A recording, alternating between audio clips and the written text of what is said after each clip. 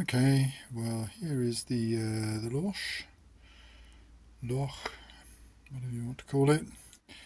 I've been playing with doing some internal threading. Just made up a little faceplate for driving dogs.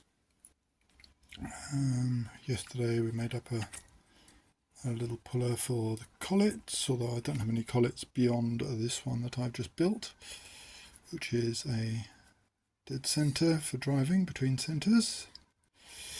This is pressed onto its hub.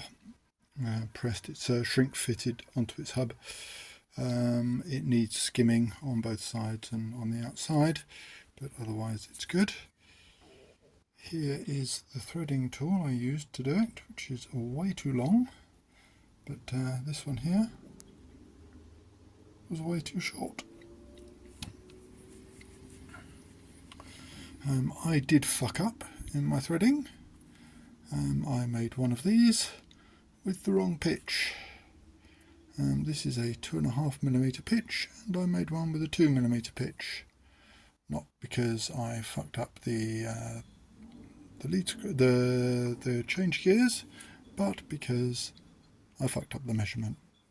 Lost my thread pitch gauge. So hey. Anyway, that's where we're at. And I also made a little control box for it. Forwards and backwards, go stop.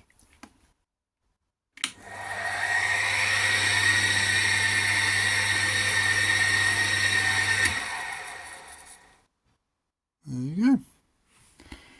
It lives. It lives. Does threading quite admirably. Admirably enough.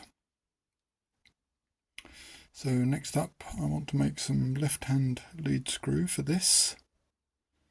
So 6mm left-hand lead screw. But to do that I probably need to make myself a follow steady. I need to finish this driving plate as well.